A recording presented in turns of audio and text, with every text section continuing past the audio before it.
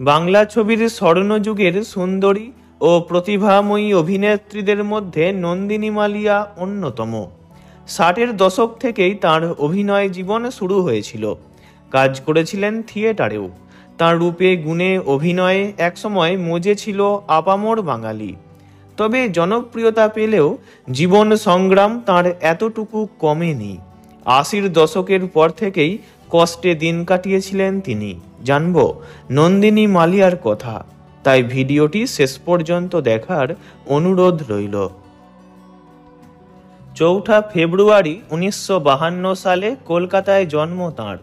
বিমল করের খড়কুটো অবলম্বনে যখন অরুন্ধতী দেবী ছুটি ছবিটি পরিচালনা করছেন, তখন নতুন একটা নিষ্পাপ সরল মুখের মেয়ের প্রয়োজন পড়ে। অনেক খোঁজাখুঁজির পর সুন্দরী নন্দিনীকে তার পছন্দ হয়ে যায়। নিজের প্রথম পরিচালিত ছবি ছুটিতে নায়িকার ভূমিকায় নিয়ে নেন অল্প বয়সী নন্দিনী মালিয়াকে। বিপরীতে নায়ক ছিলেন নবাগত মৃণাল মুখার্জি। অরুন্ধতী দেবীর হাত ধরেই পথ চলা শুরু হয় তাঁর। ছুটি ছবিটির সফলতার পর তাঁকে আর পিছন ফিরে তাকাতে হয়নি। এরপর নিমন্ত্রণ, সংসার, মাল্যদান, বিসর্জন, ছন্দপতন, 2 পুরুষ, সমাধান ইত্যাদি বহু ছবিতে কাজ করেছেন। নিজের কোমল, সহজ, সরল, নিষ্পাপ মুখ, ঠোঁটের কোণায় হাসি আর দুর্দান্ত অভিনয় দিয়ে তিনি যেমন আপামর বাঙালির মন জয় করেছেন, তেমনি হিট করিয়েছেন একের পর এক বাংলা ছবি। তবে বিশেষত অসুস্থ বা রুগ্না মেয়ের ভূমিকাতেই তাকে নেওয়া হতো, যা পরবর্তীকালে বেশ সমস্যায় ফেলে। ওই রকম কোনো চরিত্র না থাকলে আর ডাকা হতো না নন্দিনীকে। এভাবেই ক্রমশ তার জনপ্রিয়তাও অনেকটাই কমে যেতে থাকে। 80-র দশকের শেষের দিকে কাজ পাওয়া প্রায় বন্ধই হয়ে গিয়েছিল তাঁর। পূর্বের যেসব পরিচালকদের ছবিতে কাজ করে তিনি জনপ্রিয়তা পেয়েছিলেন, সেই সব পরিচালকরাই ক্রমশ হারিয়ে যান। নতুন পরিচালকরা তাঁকে আর খোঁজেননি। এই সময়টায় ছবির কাজ তেমন না থাকায় বিভিন্ন পেশাদারি মঞ্চে নাটক, থিয়েটার করে অর্থ উপার্জন করেছেন তিনি। কর্মক্ষেত্রে অনিশ্চয়তা থেকেই একসময় অবসাদে ভুগতে থাকেন নন্দিনী মালিয়া। তবে সিঙ্গেল মাদার হওয়ার দরুন মেয়ে অনন্যার সব দায় দায়িত্বই তাকে পালন করতে হতো।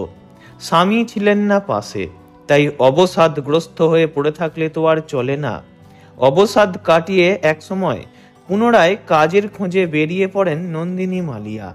তখন পাশে দাঁড়িয়েছিলেন পরিচালক স্বপন সাহা। তিনি তাকে আবারও টেনে দাঁড় করিয়েছিলেন সিনেমা জগতে।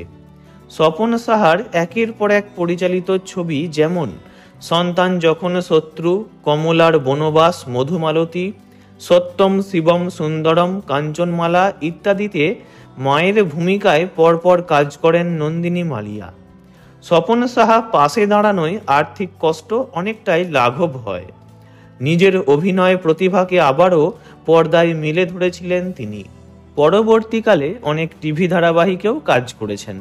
তবে তাঁর কর্মজীবনের ইতি টেনে যায় অকালেই। 1999 সালের 13ই সেপ্টেম্বর হৃদরোগে আক্রান্ত হয়ে প্রয়াত হন তিনি। আচমকাই তাঁর প্রয়াণের খবরে সেদিন স্তম্ভিত ছিল টলিপাড়া। তাঁর শেষ ছবি ছিল স্বপন সাহার গরিবের সম্মান। এ প্রজন্মের কাছে হয়তো নন্দিনী মালিয়া একটি অপরিচিত মুখ। তবে সে প্রজন্মের দর্শক যাঁরা তাঁর রূপ ও অভিনয়ে মুগ্ধ হয়েছিলেন, তাঁরা হয়তো আজও ভুলতে পারেননি অকাল প্রয়াত নন্দিনী মালিয়াকে। এই ভিডিও দ্বারা ওনাকে জানাই আন্তরিক শ্রদ্ধা। ভিডিওটি ভালো লাগলে লাইক করবেন, অন্য কারোর বিষয়ে জানতে কমেন্ট করবেন, আর এমনই সব ভিডিও পেতে চ্যানেলটি অবশ্যই সাবস্ক্রাইব করবেন। ধন্যবাদ।